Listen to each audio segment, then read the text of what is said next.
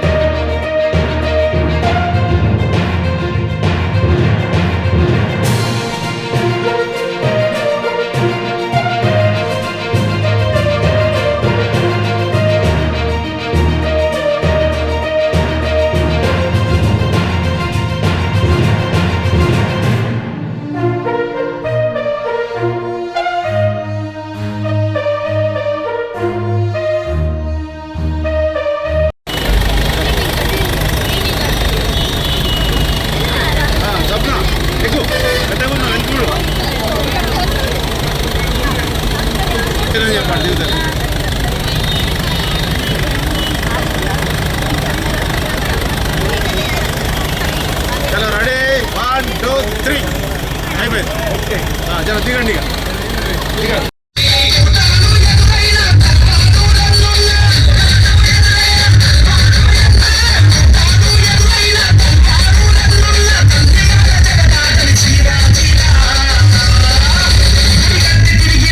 శివానందమూర్తి గారు మరియు గోయిల్ పద్మాకర్ గారు, నగర అధ్యక్షులు వరుణ్జీ మరియు ఉపాధ్యక్షులు డాక్టర్ గడ్డం వేణుగోపాల్ రెడ్డి గారు, కొండా లక్ష్మణ్ గారు, రాము వచ్చేసినటువంటి అందరి మరి మాతలు, స్వామీజీలు, ప్రముఖులు, పుర ప్రముఖులు, పెద్దలు అందరికీ నమస్సుమాంజలి. జై శ్రీరామ్, జై జై శ్రీరామ్.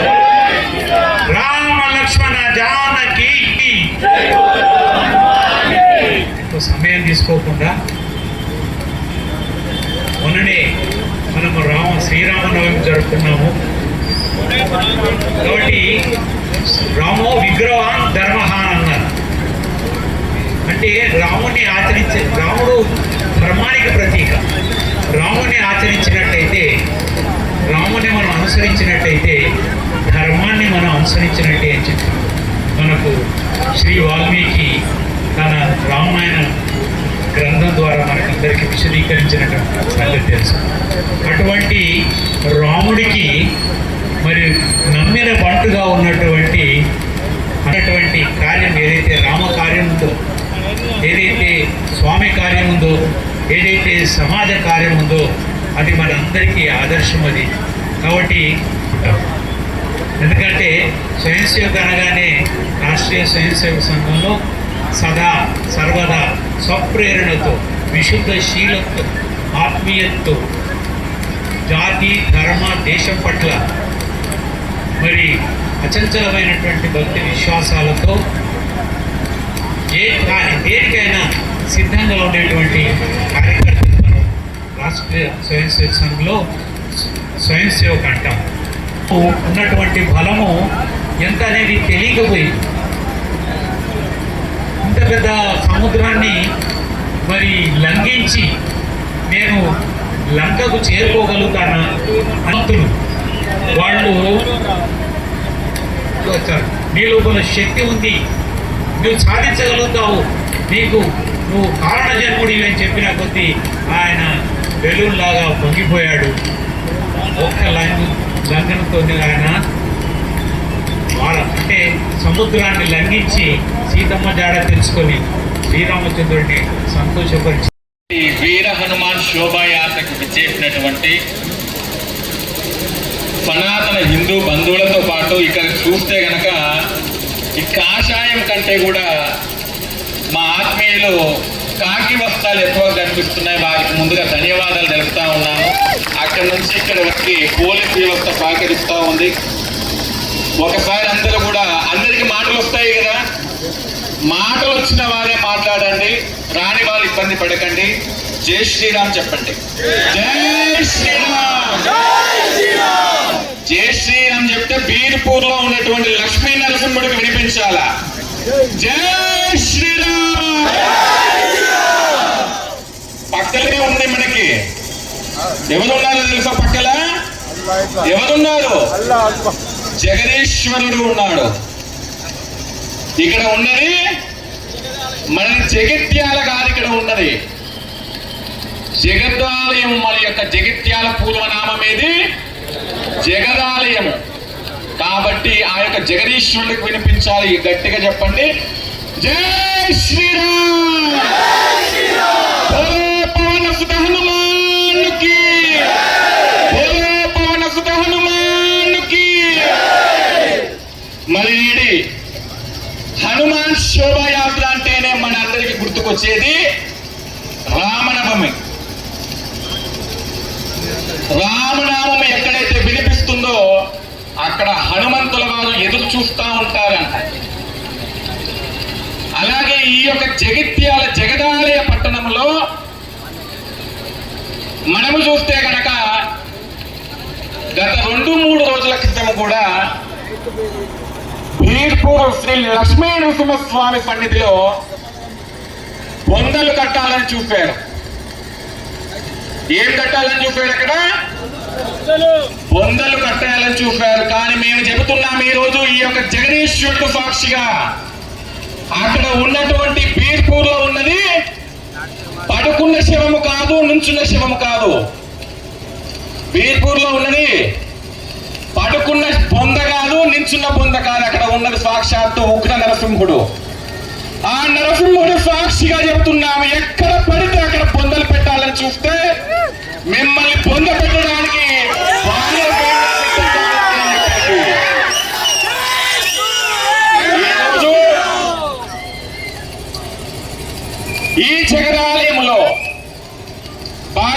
గుర్తించుకోవాలి, జగిత్యాల కాదు జగదాలయము. ఆ యొక్క జగదీశ్వరుని సాక్షిగా, ఆ యొక్క ధర్మస్థల సాక్షిగా చెబుతా ఉన్నాము. జగిత్యాల పట్టణములో ఎక్కడైనా కూడా బొందలు కట్టాలని చూస్తే ఈ రోజు చూస్తా ఉన్నాము, ఈ యొక్క హిందూ బంధువులందరి చేతుల్లో కూడా మొబైల్స్ కనిపిస్తా ఉన్నాయి. మాకు చేతగాక ఈ మొబైల్ పట్టుకోవట్లేదు. మేము గనక అనుకుంటే ఈ మొబైల్ని విడిచిపెట్టి ఆయుధాలు పెట్టుకుంటే గనక మీకు తినడానికి తిండి కూడా ఉందని చెప్తా ఉన్నాము. అలాగే మేము చెప్తా ఉన్నాము, ఇది భారతదేశము. ఇది ఏ దేశము? భారతదేశంలో ఉండాలంటే ఏం చేయాలి? వందే మాతరం పాడాల్సిందే.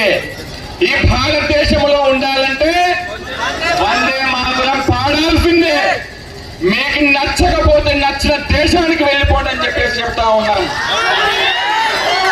మరొక్క విషయాన్ని చెప్తా ఉన్నాము, సనాతన హిందూ బంధువులారా, రామనవమి చేస్తున్నామా మనము?